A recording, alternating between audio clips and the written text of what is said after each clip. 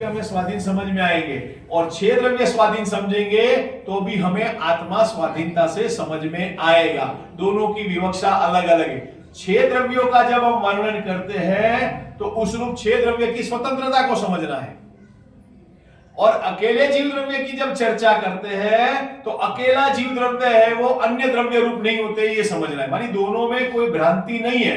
इस तरफ से समझो तो भी हमें स्वतंत्रता समझनी है, और इधर अकेले आत्मा से समझो तो भी हमें स्वतंत्रता समझनी है। एक तरफ राम और दूसरी तरफ गम, ये कहावत सुनी आपने? तो राम का अर्थ क्या है? आत्मा, बराबर।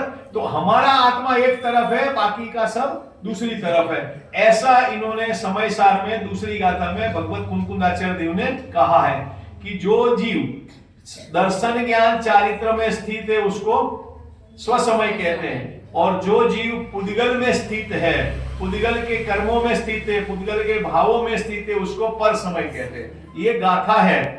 अब अमृतचंद्राचार्य देव को समझ में आया कि भाई ये कहेंगे स्वसमय और पर समय पहले कह देंगे तो जीवों को समझ में नहीं आएगा। क्यों? क्योंकि सब संसारी अबुद्ध जीव है। तो उन्होंने समय के फीचर्स बताए कि समय पहले समझो, समय किसको कहते हैं, समय सार किसको कहते हैं। समय सार मानी सिद्ध भगवान, बराबर। और सिद्ध भगवान का जैसा स्वभाव है वैसा मेरा जीव द्रव्य स्वयं का अपना अपना। और समय मानी 6 द्रव्य लेना, पहले समझने के लिए समय मानी द्रव्य, 6 द्रव्य, और 6 द्रव्य में समय मानी एक जीव द्रव्य है। तो जीव द्रव्य जानता भी है और परिणमन भी करता है। अच्छा, जीव द्रव्य जानता कब है और परिणमन कब करता है पवन भाई? निरंतर करता है। निगोद में है तो भी जानता है और परिणमन करता है, मनुष्य में है जानता है तो भी परिणमन करता है, स्वर्ग में है जानता है तब भी, और सिद्ध शिला में सब जगह करता है। तो परिणमन जो उसका स्वभाव है वो सब जगह एक सरीखा है, पर संसारी अवस्था में उसको मोह लगा हुआ है, इसके लिए उसके पर रूप परिणमन हो रहा है। यहाँ पूज्य गुरुदेव सिंह ने बहुत अच्छा एक मानी याद करके कि कोई उनके श्रोता होंगे तो बोलते कि यहाँ पे भी परिणमन करना और वहां पे भी परिणमन करना, तो फायदा क्या हुआ सिद्ध बनने का? फ्रेंड भाई ऐसा प्रश्न किया, क्या कहा? परिणमन करना मानी पर्याय है ना, वो परिणमन कर रही है, तो यहाँ पे भी पर्याय परिणमन कर रही है और वहां पे भी पर्याय परिणमन कर रही है। आप समझे नहीं? मुझे यहाँ पे भी रोटी दाल सब्जी खाना है और घर पे भी रोटी दाल सब्जी खाना है, तो फर्क क्या रहा? सिद्ध भगवान में भी परिणमन हो रहा है ना, तो वो श्रोता को वो बात समझ में नहीं आई कि परिणमन मानी क्या है। तो गुरुदेव सिंह ने समझाया कि भी जो द्रव्य है, वो जो द्रव्य है, अब जो पर्याय परिणमन हो रही है वो अपने रूप ही हो रही है, वैसी की वैसी अपने रूप ही हो रही है। और संसार में जो परिणमन हो रहा है वो कैसा हो रहा है कि पर द्रव्य रूप परिणमन हो रहा है। तो ये समझना हमारे लिए जरूरी है। उसके बाद उन्होंने 7 अलग अलग लक्षणों से आत्मा कैसा है ये बताया। अब अमृतचंद्राचार्य देव को 7 प्रकार से आत्मा का स्वरूप समझाने की जरूरत क्यों पड़ी? क्योंकि यहां कुंकुंदाचार्य देव ने 2 भेद बताए। कौन कौन से बताए? स्वसमय और पर समय। तो समय को समझने के लिए उन्होंने 7 प्रकार से स्वरूप को बताया। देखो, कई चीजें ऐसी होती है कि इशारे में समझाई जाती है, और मान लो कोई चीज इशारे में समझ में नहीं आवे तो क्या करेंगे हम? क्या करेंगे?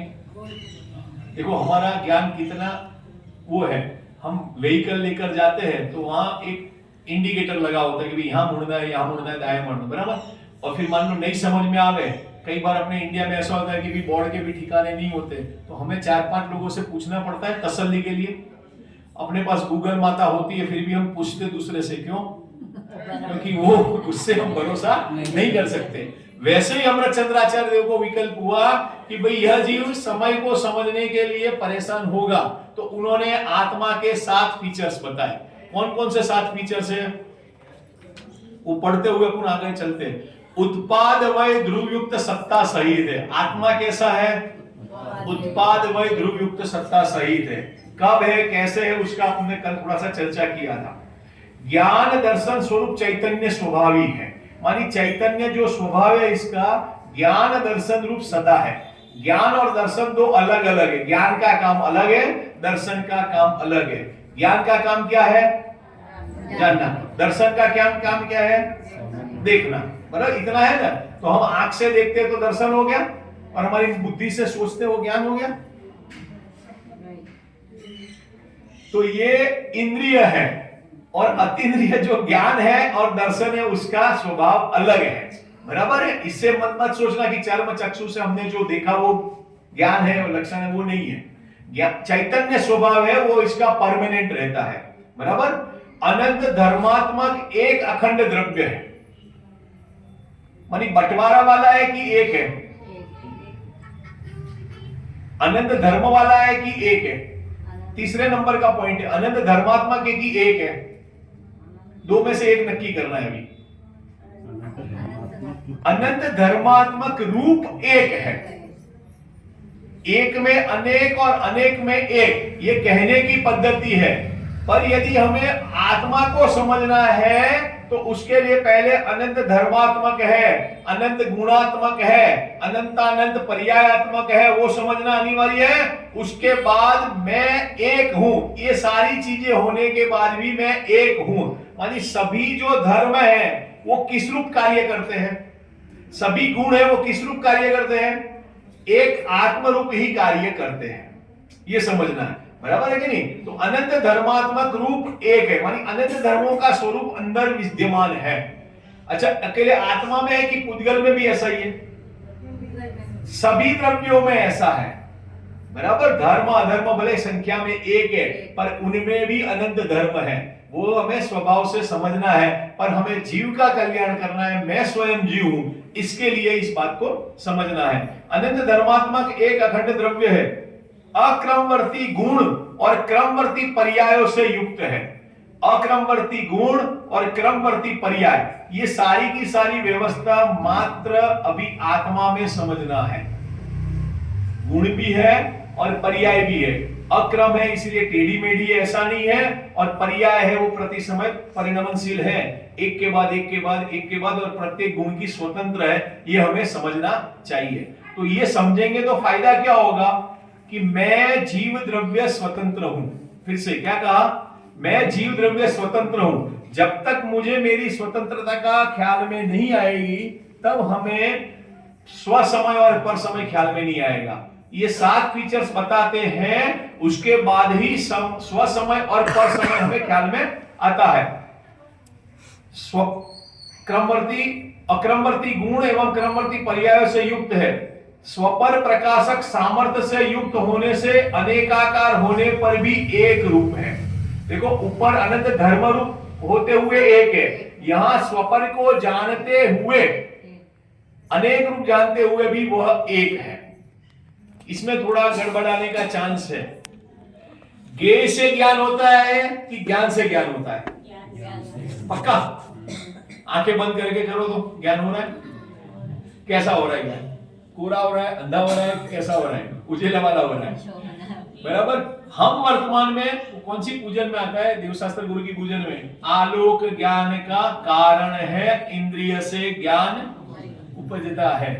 यह मान रहा था अज्ञान जड़ चेतन सर्जन करता है, मानी हम प्रकाश से और इंद्रिय से ज्ञान होता है ये मानते हैं। यहां यही कह रहे हैं कि स्वपर को, ज्ञान का काम स्वपर को जानना है, स्वपर को जानना है। इसका मतलब कि पर को जानता है इसलिए पर रूप नहीं होता है, पर को जानता है तो अपने ज्ञान में ही ज्ञेय झलकते हैं।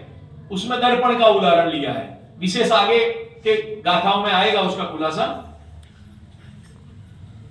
स्वपर प्रकाशक युक्त होने से अनेकाकार होने पर भी एक रूप है, मानी जैसे हम यहां सबको जान रहे हैं पर की अपेक्षा से, तो सबको पर जा रहे तो अनेक नहीं है, वह जानने वाला एक ज्ञायक भगवान है जो ज्ञान गुण से संपन्न है। अपने असाधारण चैतन्य स्वभाव के सद्भाव एवं पर द्रव्यों के विशेष गुणों के अभाव के कारण पर द्रव्यों से भिन्न है। 6ठे नंबर का पॉइंट थोड़ा, मानी 5 द्रव्यों से यह भिन्न है, अपने असाधारण लक्षण से युक्त है, और बाकी के जो साधारण लक्षण है या उनके जो असाधारण लक्षण है उनसे यह जीव न्यारा है। मानी 6 द्रव्यों से, जीव के अलावा जो अन्य 5 द्रव्य है उनसे यह जीव न्यारा है, बराबर। आकाश का काम आकाश कर रहा है, मानी 6 बाकी सब द्रव्य अपना अपना काम कर रहा है, यह संकेत किया है। पर द्रव्यों के साथ एक क्षेत्रागार होने से अत्यंत मिला हुआ होने पर भी अपने स्वरूप से च्युत नहीं होता है। 5 छठे और 7वें में क्या कहा? 6 द्रव्य है तो उसमें जीव द्रव्य है वो असाधारण लक्षण ज्ञान गुण वाला है, और बाकी के 5 द्रव्यों में वो असाधारण ज्ञान गुण नहीं है, इसीलिए अलग है। और 7वें नंबर के पॉइंट में क्या कहा कि एक क्षेत्रावगाह में ठसाठस भरा हुआ है, जीव भी है, पुद्गल भी है, धर्म है, अधर्म है, आकाश है, काल है, सब चीजें हैं। तो बोलो सब चीजें अलग अलग है कि एक है? सुना तो है, हमने पढ़ा भी है। अब हमारे जीवन में हम ऐसा कुछ अभिप्राय करते हैं? तो बोले लोक व्यवहार में हम ऐसे बहुत सारे काम करते हैं, जैसे यात्रा के लिए कहीं गए हो, सब सामूहिक रूप से गए हो, 50-100 लोग गए हो, फिर आपको बोला जाए कि क्रम से आपको स्नान करना है या ये करना है, तो हम क्या करेंगे? मेरा नंबर पहले कब लगेगा या मेरे रिश्तेदार पहले कब लगेंगे, उसके लिए हम जगह रखते हैं, ये करते हैं। तो वहां हमने अनंत द्रव्य थे, बराबर, उसमें से अपनापन खींच लिया कि नहीं मैं ही पहले फ्रेश हो जाता हूं, जो भी करना है, बराबर ना? तो ऐसे ही यहां ये कह रहे हैं कि वस्तु व्यवस्था ऐसी है कि अनंत द्रव्य कहां है? अलग अलग है क्या? 6 द्रव्य कहां है? 3 लोक में। कैसे है? अनंत ठसाठस भरे हुए, बराबर। द्रव्य संग्रह में एक गाथा आती है, उसमें जीव द्रव्य में जो निगोद गति के जीव है, वो निगोद गति के जीव आंवले बराबर हो जावे तो 3 लोक में समावे नहीं, ऐसे ही उपमा दी है, बराबर। तो सोचो कि द्रव्य कितने होंगे, बराबर। तो सबके सब एक क्षेत्रावगाह, एक मेघ नहीं है, एक क्षेत्रावगाह है, फिर भी जीव द्रव्य अलग है। लोक व्यवहार में हम भले एक घर में रहते हो, बच्चा है, परिवार है, माँ बाप है, सब है, पति पत्नी है, सारी चीजें, सारे हमारे रिश्तेदार सब मौजूद है। हम अपने को अलग मानते हैं कि एक मेघ मानते हैं? उसमें भी हम स्वार्थ देखते हैं। अपना काम होता है तब एक मेघ मानते हैं और अपना काम निकल जाता है, भाई प्रैक्टिकल है नहीं। ऐसे यहाँ अपना काम कौन सा है कि आत्मा को देखना है, तो आत्मा को देखते हुए हमें एक मेघ कौन है कि एक क्षेत्रावगाह रहते हुए भी हम इससे न्यारे हैं। तो ये स्वतंत्रता बताती है। फल द्रव्यों से क्षेत्रावगाह से अत्यंत मिला हुआ होने पर भी अपने स्वरूप से च्युत नहीं होता हो, मानी अपने स्वरूप को वह जीव छोड़ता नहीं है। उसके कारण टंकोत्कीर्ण चैतन्य स्वभावी है। ये यहाँ पे 7 विशेषणों से इन्होंने थोड़ा सा अमृतचंद्राचार्य देव ने थोड़ा सा उसमें विश्लेषण किया है। इसमें बहुत सारे पॉइंट है, उसमें से 1-2 पॉइंट मुझे जो याद आ रहे हैं वो मैं लेता हूं। द्रव्य, गुण और पर्याय। गुरुदेव सिंह ने यहाँ भाव ऐसा रहा, यहाँ जो प्रकरण चल रहा है उसमें भाव शब्द का पंडित जी कहा प्रमाण, मानी इसमें भाव की प्रधानता से हम यदि समझेंगे तो हमें ये जो आत्मा के जो 7 फीचर्स बताए वो हमें समझ में आएंगे। इसको अभी द्रव्य से भी नहीं समझना, गुण से भी नहीं समझना, पर्याय, ये तीनों चीज भाव से है। और आत्मा को हमें कैसे पकड़ना है? भाव से पकड़ना है, उस रूप यहां कहा है।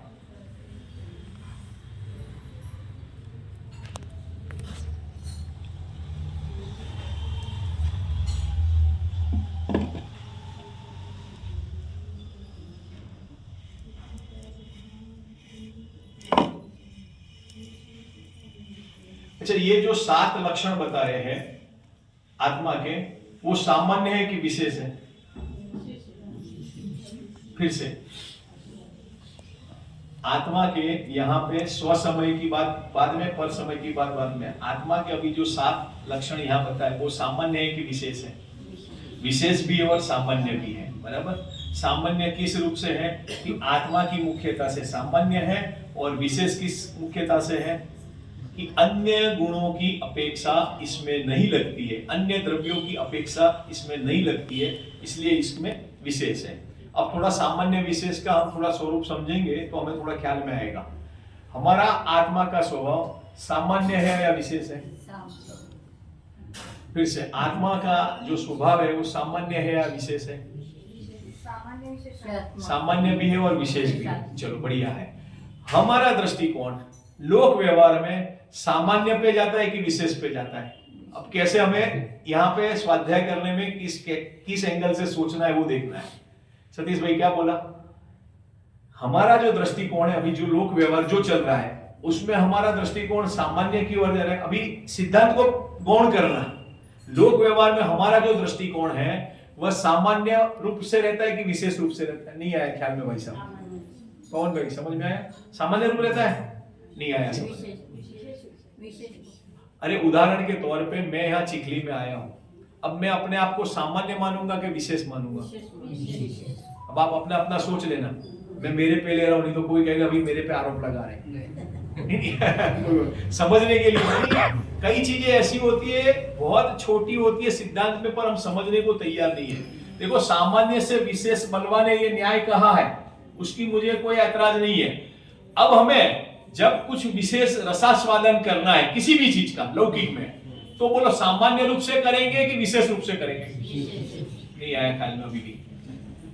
अरे आपने मुझे भोजन के लिए बुलाया, मैं आपके वहां भोजन के लिए आया। अब मैं ये मानूं कि मैं अहमदाबाद का व्यापारी हूँ, शास्त्री हूँ, पंडित जी हूँ, तो बोलो मुझे भोजन का आनंद आएगा कि नहीं आएगा? नहीं आया समझ में? यहाँ पूजन करने बैठते हो तब सामान्य रूप से बैठोगे कि विशेष रूप से? विशेष रूप से करोगे तो उसका रसास्वादन नहीं आएगा। पूरा समझ में आया नहीं आया? हम लोग लोक व्यवहार में भी सामान्य और विशेष को समझने को तैयार नहीं है, या विशेष को समझते इसीलिए तो झगड़ा खड़ा होता है। आया समझ में? मुझे किसी ने शादी में बुलाया और मैं ये मानूं कि भाई मेरी ये पोजीशन है, तो बोलो शादी में जो आनंद लेना है वो आनंद में ले पाऊंगा कि मैं अपनी पोजीशन पे ही सोचता रहूंगा? बराबर। और सामान्य रूप से गया तो उसका आनंद मिलेगा कि नहीं मिलेगा? पूजन या मैं करता हूं और मैं सामान्य श्रावक बन के करूंगा तो आनंद आएगा कि पंडित बन के करूंगा तो आनंद आएगा? बराबर। ऐसा ही जैन धर्म के सिद्धांत में विशेष का महत्व है, उसकी कोई मना नहीं है, जरा समझना ध्यान से। पर सामान्य में रहते हुए फिर विशेष को समझना है। विशेष को समझेंगे तो अटकने के चांस ज्यादा है, बराबर है कि नहीं? यानी विशेष पर्याय को समझने जाओगे तो अटकने के चांस ज्यादा है। सामान्य को समझेंगे तो ही विशेष को समझने में सार है। और विशेष को समझ करके करना क्या है प्रवीण भाई? विशेष को समझ करके करना क्या है? सामान्य में आना है कि विशेष में रहना है? तो वो भी सामान्य पे आने के लिए विशेष को समझना है, बराबर। हमने आत्मा के ये फीचर जान लिए, विशेष है, पर प्रैक्टिकल आप करके देख लेना। तो अब उसको हमने जान लिया तो उसको करना क्या है? विशेष में अटकना है कि सामान्य में अटकना है? ये समझने और समझाने की पद्धति है। सामान्य भी अनंत है, विशेष भी अनंत है, वो भी विषय है, पर मानी विशेष गुण में अटकना नहीं है। विशेष गुण का एंगल हमें सामान्य की ओर संकेत कराने के लिए है। शास्त्र में, न्याय शास्त्र में यह भी कहा जाता है कि सामान्य से विशेष बलवान है। क्यों कहा है? कि उससे हमें सामान्य पे दृढ़ता आती है। विशेष को जानने से हमें सामान्य पे दृढ़ता आती है। ऐसे ही यहाँ आत्मा के जो 7 लक्षण यहाँ बताए हैं वह सामान्य रूप से भी समझना है और विशेष रूप में आत्मा में ही होते हैं, अन्य में नहीं होते हैं। ये बात भी यहाँ पे संकेत किया है।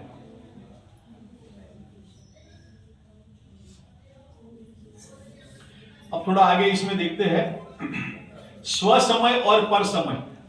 कल थोड़ा संकेत किया था कि ये जो अभी प्रकरण चल रहा है वो प्रमाण दृष्टि से है। समय शब्द का जो यहाँ खुलासा है वो प्रमाण दृष्टि से है। द्रव्य दृष्टि से आगे 6ठी 14वीं इत्यादि गाथाओं में इसका खुलासा आएगा समय सार का, बराबर।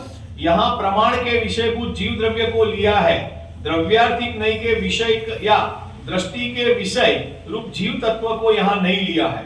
उसकी चर्चा 6वीं 7वीं और 14वीं 15वीं गाथा में आगे करेंगे।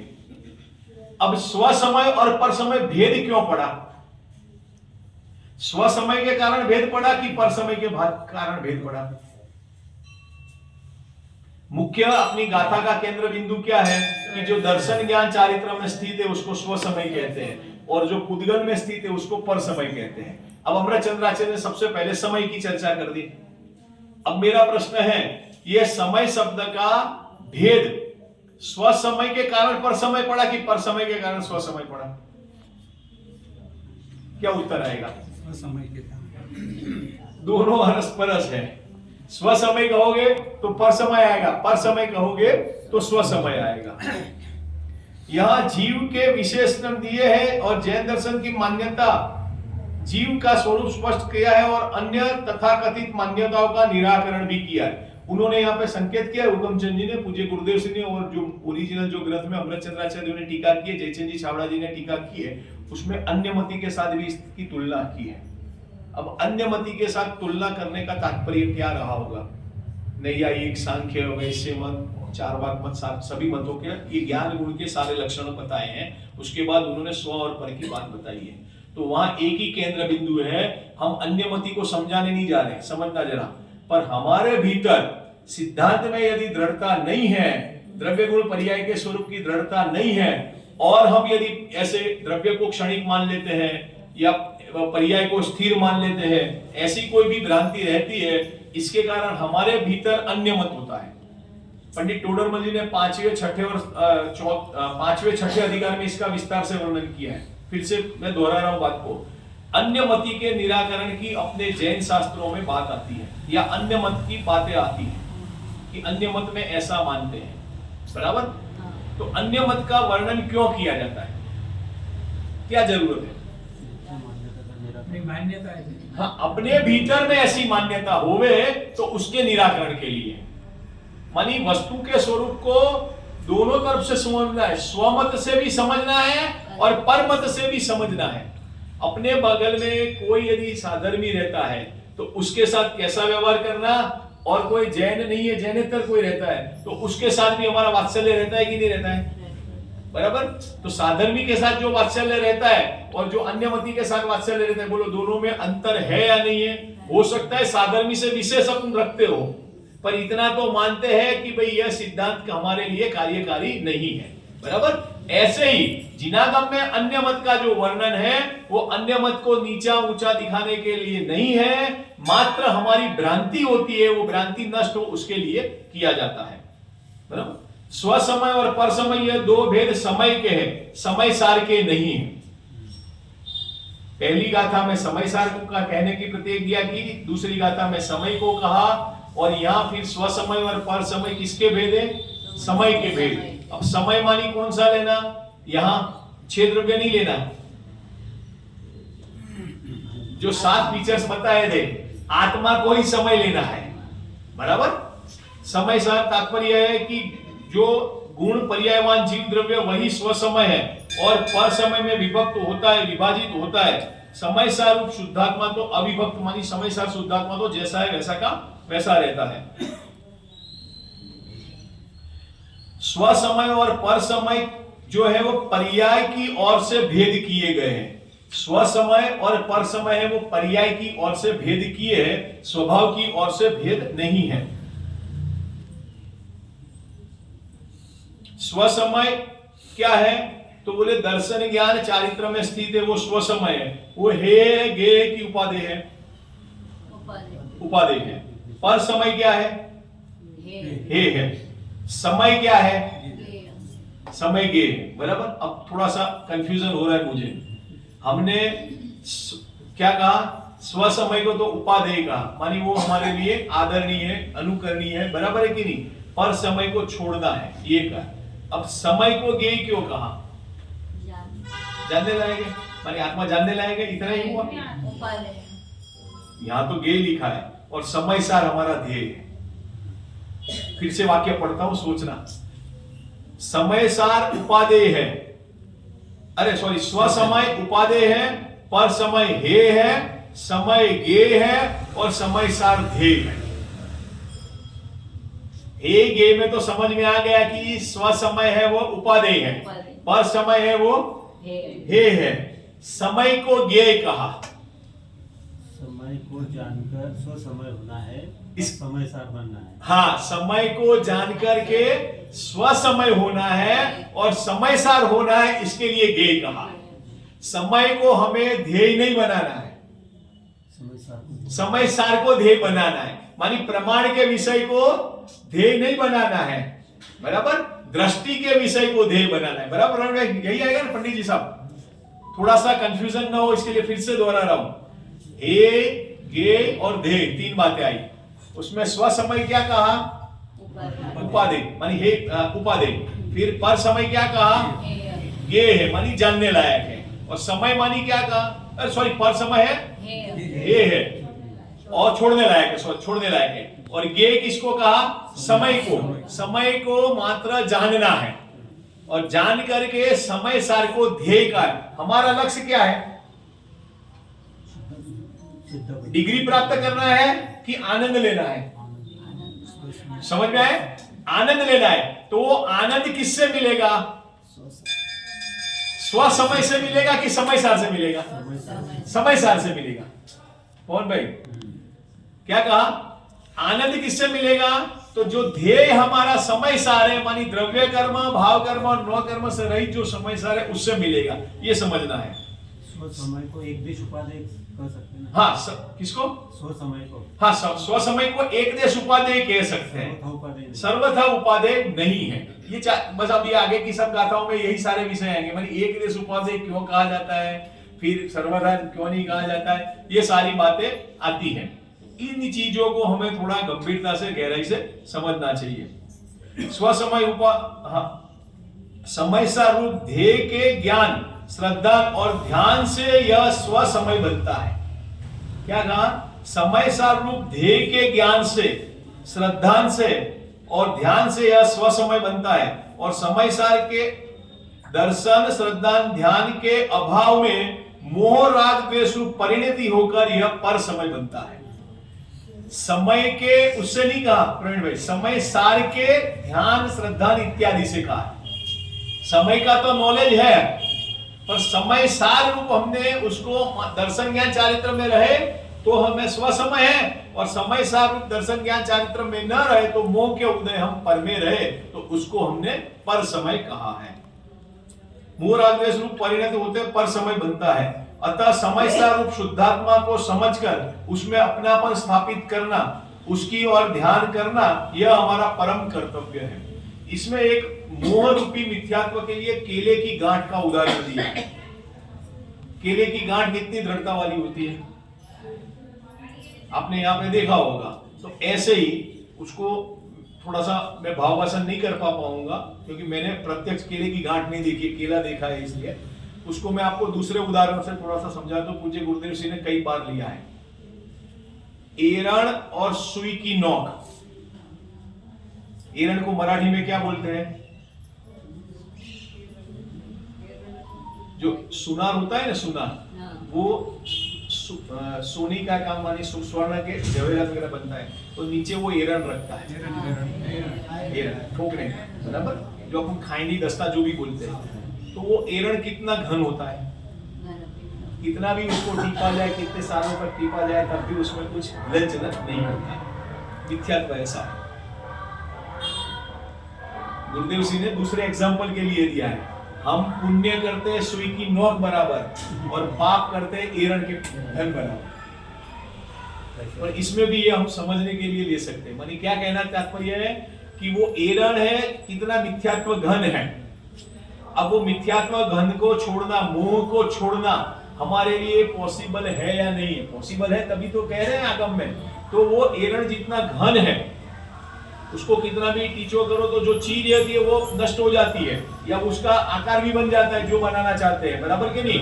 पर वह जो एरण है वो इतना घन होता है। ऐसे ही मिथ्यात्व है, मोह ऐसा घन होता है। अब उसका अभाव करना वो कितना सर्वोत्कृष्ट है। तो ये यहाँ पे मानी वो पर समय है, मिथ्यात्व, मोह इत्यादि पर समय है, और उसका नाश करना, उसका नाम स्व समय। ये बात है। और तीसरी गाथा, एयत निश्चय गधो सम ओ संवत्थ सुंदरो लोए बंद कहा एयते तेण विसंवादिनी मोदी। एकत्वगत, निश्चयगत आत्मा की बात लोक में सुंदर है। विसंवाद है पर बंध की यह कथा एकत्व में, यानी एकत्व की जो कथा है वो लोक में सुंदर है, और बंध की कथा है वो असुंदर है। एकत्वगत निश्चय को प्राप्त जो समय है वह लोक में सर्वत्र सुंदर है। इसीलिए एकत्व में दूसरे के साथ बंध की कथा विसंवाद पैदा करने वाली है। गाथा का अर्थ एकदम सरल है कि एक की चर्चा है वो सुंदर है, और बहुत की चर्चा है या एक मेक की चर्चा है वो असुंदर है, बराबर। अब इसमें समझना क्या है, आत्मा अकेला है कि आत्मा के साथ कोई मिला हुआ है? आत्मा अकेला है। अब आत्मा की अकेला है तो उसकी चर्चा कितनी करोगे आप? वो चर्चा करने लायक है कि वो अनुभव करने लायक है? अनुभव करने लायक है। और बंध की चर्चा कितनी है, आप करो उतनी कम पड़ जाती है, बराबर है कि नहीं। बंध की चर्चा बराबर, हम 6 डाला पढ़ते हैं तो उसमें भी बोलते हैं नरक गति का और तिर्यंच गति के दुख का वर्णन करो, तो 3 लोग की पृथ्वी बनाओ, समुद्र का पानी बनाओ, तो भी हम थक जाए पर भी दुख का वर्णन नहीं कर सकते, कितनी थक जाए, बराबर। अब प्रश्न ये है कि एकत्व की कथा सुंदर है तो वह सुंदर कथा करनी चाहिए कि नहीं चाहिए, कि उसका आवेदन करना चाहिए। और बंदी की कथा सुंदर नहीं है तो उसका वेदन करना चाहिए कि उसका वर्णन करना चाहिए। हम बंदी की कथा का वेदन भी करते हैं और उसका वर्णन करते हैं, और एकत्वी की कथा जो सुंदर है उसका क्या करते हैं, कुछ नहीं करते हैं, न वेदन करते हैं न वर्णन करते हैं, न वर्णन में उपयोग लगाते हैं। एकत्व की कथा सुंदर है, लोक में भी हम देखते हैं, अकेले रहते हैं तो रिलैक्स रहते हैं कि साथ में कोई होता है तो रिलैक्स रहते हैं। मुझे हेमंत जी ने बोला था कि आप साथ में क्यों नहीं आए, मैंने कहा भाई मुझे मेरा आनंद लेना इसलिए मैं साथ में नहीं आया, समझ जनरल बात है। ऐसे हम लोक में जब हम अकेले होते हैं तो उसका आनंद विशेष आता है कि साथ में होते हैं तो विशेष आता है। हमें तो साथ वाला आनंद ज्यादा क्यों पसंद आता है कि हमने अनादि काल से प्राप्त पर्याय में तन्मयता मानी हुई है, पराधीनता को हमने स्वाधीनता माना है और स्वाधीनता को पराधीनता माना है। तो यहाँ तीसरी गाथा में जो समय है वो एकत्व रूप है, एक है और वो सुंदर है, और समय को यदि पर समय के साथ लगाते हैं तो वो असुंदर है और उसकी कथा हमें सुहाती नहीं है। इस रूप इसका वर्णन है ये गाथा, और इसके बाद चौथी गाथा, ये दोनों ही तालमेल खाती हैं। फिर बाद में 5वीं 6वीं मानी 12 गाथा तक अपने को ये पूरा समय सार समझ में आ जावे, ऐसी 12 गाथा का हमें आद्योपांत स्वाध्याय करना 12 गाथा को करना ही चाहिए, पर उसके अलावा भी करना चाहिए। पर 12 गाथा में जो विषय वस्तु है पूरी हमें ख्याल में आ जाती है। व्यवहार जरूरी है कि नहीं जरूरी है, निश्चय जरूरी है कि नहीं जरूरी है, निश्चय क्यों जरूरी है, व्यवहार क्यों जरूरी है, व्यवहार किसको जरूरी है और कब तक जरूरी है, ये सारी बातें 12 गाथा तक आई है। तो उन सबको हम समझ करके अपने जो समय सार त्रिकाली ध्रुव चैतन्य परमात्मा है उसको प्राप्त करें, इस भावना से ओम नमः शिवाय।